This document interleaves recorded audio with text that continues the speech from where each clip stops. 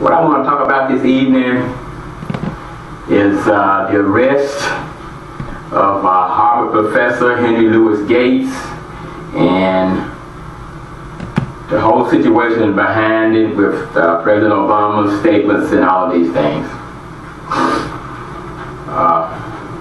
First of all, the whole thing started with a phone call being made by Professor Henry Louis Gates' neighbors, that his house was being broken into, across the street.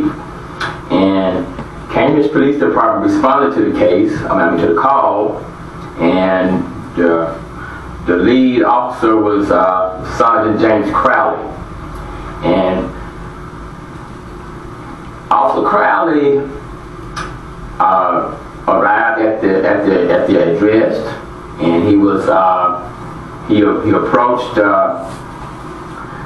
Dr. Gates and an associate that was there, and he asked for ID and all these things, and they went inside the house, and Professor Gates got his ID and showed it to the officer, and it was proof that he lived there. Now, what proceeded after that is an opinion. So there's a police report, then there's Dr. Gates' opinion. Now, the police report says that Dr. Gates, after showing the officer his ID and proving that he lived there, the officer was on his way out the door. And Dr. Gates was really offended by him being treated this way, which I can understand, being a black man myself in my own house.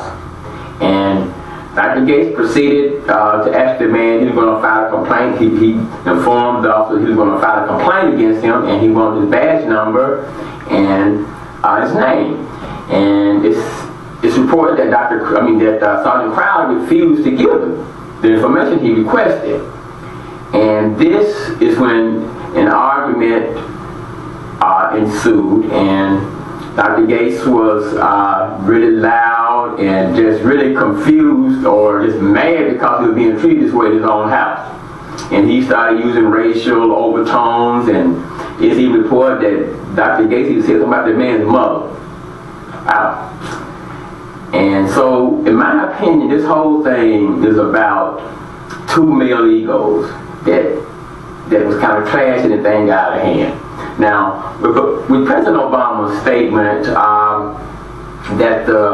now he admitted that he did not have all the facts, and he then proceeded to say that the Cambridge Police Department acted stupidly and handled this whole situation.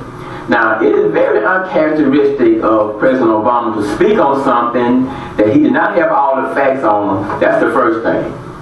Now,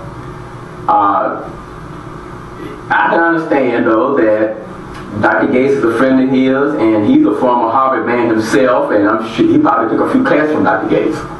And I can understand him getting emotional about the racial profiling thing that's going on in America. It's been going on for a long time, and it's going on right now. I mean, you can't admit, you cannot deny that, but personally speaking, this situation is not about racial profiling. It's about two male egos. Now, the classic thing was that President Obama came back a few days later, and he stopped short of apologizing to Sergeant Crowley, which I can understand that. Okay, but now he said that we all should just defuse this thing, and you guys come to the White House and we can sit down and have a beer and talk about this whole situation. Very classy act. Very classy act. Now, I'm sure from this day on that the thing's going to defuse and cooler heads will prevail. But I've said before, this racial climate in America has got to be faced sooner or later. Now, it's got to be, we all have to sit down. Educated people, even people from the street or whoever, you've got to sit down and talk about this thing. I mean, it's never going to get resolved, but I just think that we should, as Americans, we should at least try to put it in the background for the good of the country. You know, I mean, there's always going to be racial profiling, there's always going to be racial tension because, I mean, it's just a fact. It's a fact of life that's been going on too long, and it's just not going to die overnight. But this racial climate in America has to be faced and dialogued and addressed sooner or later. Thank you, America. Keep the faith.